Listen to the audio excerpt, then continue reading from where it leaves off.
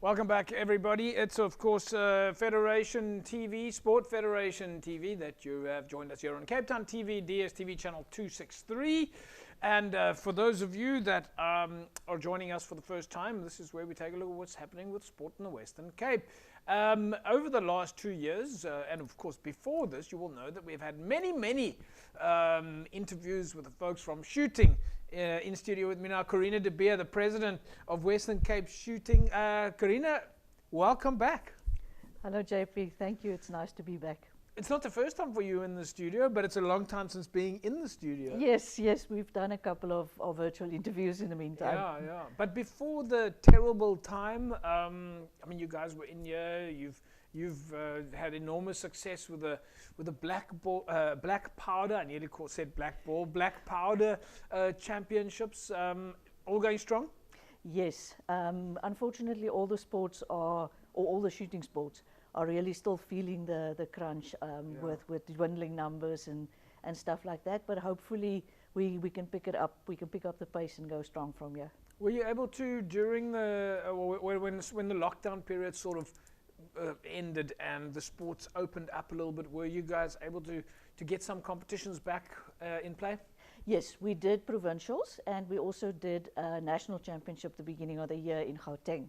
And then obviously we just came back from the World Championships now. And it was one of those codes at the time that because you were already socially distanced, you had to keep it. It was easier for you to do. It was. We had minor adjustments to do, limiting the number on the ranges and stuff like that. But because we practiced this outside, it was easier to get all the policies in place and to actually adhere to those policies. Yeah.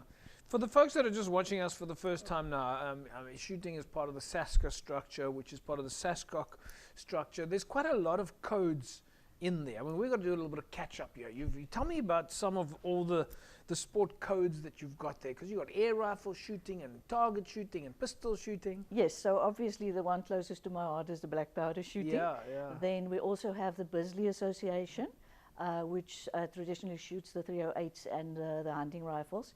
We have a proper hunting rifle code. We have a pistol, we've got practical shooting, and we've got the air rifle at the moment. These are the codes that are affiliated to us now. A big event for you guys this year was the, if I have it right, the Long Range World Cup. Yes.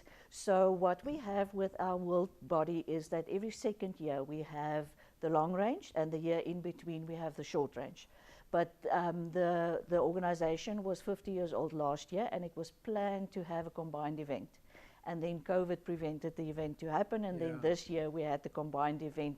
First we went to long range, and then we did the short range. Next year will be long range only, the year after short range, and then we go back into sync. Was this just black powder shooting? Yes. Or? Okay. Yes. So we had, because this was the first time that the marking was done differently, so with a camera system, they didn't want to call it a world championship, so they downgraded it slightly. Right. And what they then did to just get the numbers up, they also did black powder cartridge rifles, which you have like the cartridges and you load them from the back, but it's also black powder. It's not the muzzle loaders like we do, but so that was black powder only.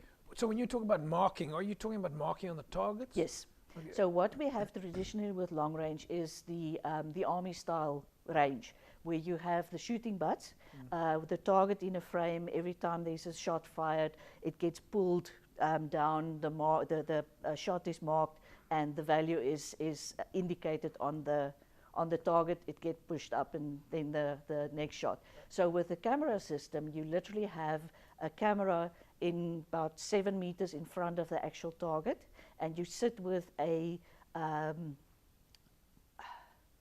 tablet at where the shooters are, and that will give you, it takes pictures, so it gives you where the holes are. And then somebody then just need to indicate which shot belongs to which shooter. So and from there it was so does the camera track it? I mean, does the camera track it's picture. So what it does, it is developed in a way that it has a blinker function. So if there's a shot fired, you can just press the blinker function and it would blink for like 2 seconds, the new shot. So it literally takes picture you know, in regular intervals Yes. and compare the two to see where the new hole is. Does someone then have to go with a little sticker like in the olden days? And I don't know the olden days, but a little sticker to plug the hole?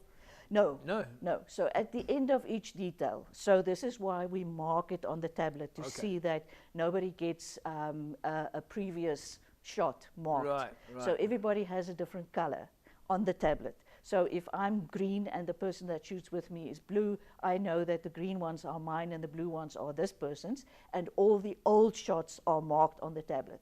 Is that And better? Do you think it's better than? Absolutely. Does it make it better? Is it more fun? Absolutely. I don't know if it's more fun. I think what the main thing is, Save this- time.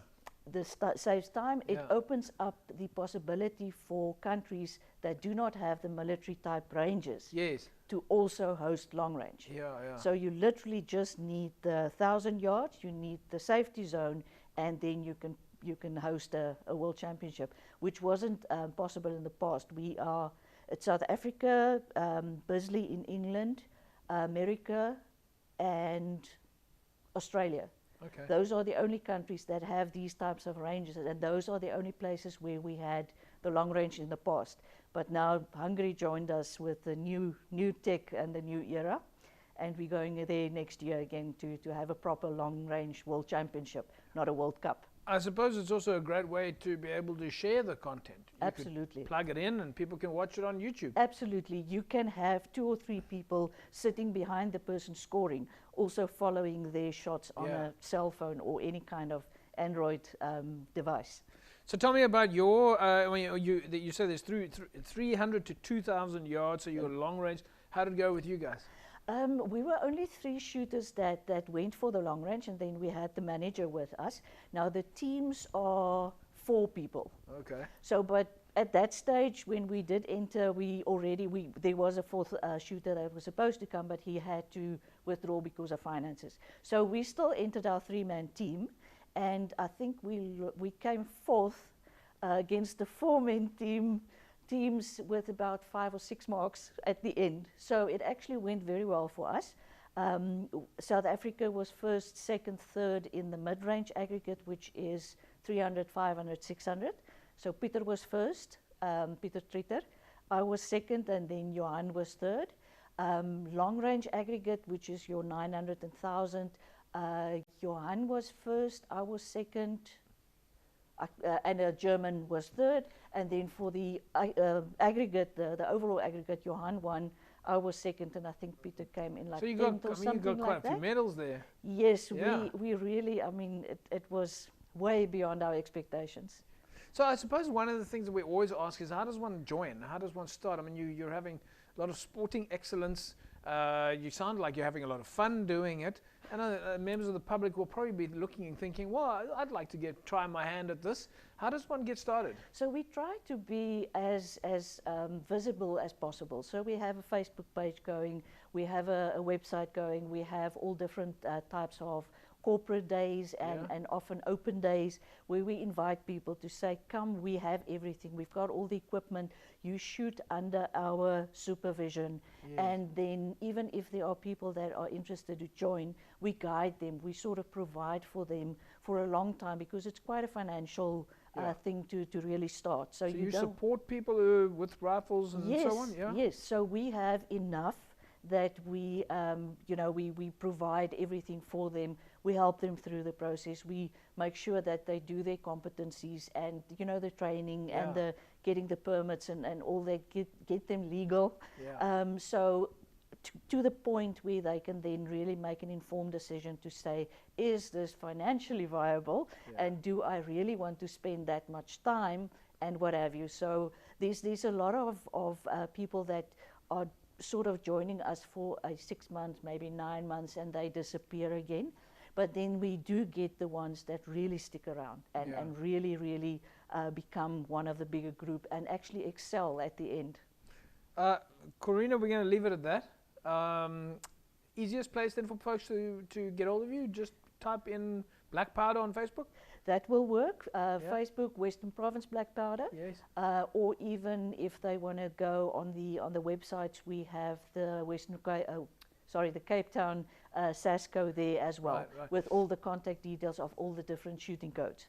Sorry, before you go now, we have to obviously ask you what's coming next for you guys now? So at the moment we have the provincial, Black Powder Provincial lined up for the second Friday and Saturday in November. Okay.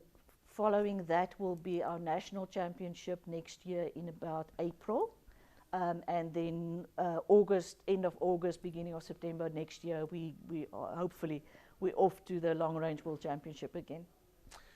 Coreena, good luck. We can't wait to see what comes next. And as we always say, we hope to get you guys back in the studio and lots of photos and lots of videos, and keep having fun and flying the flag.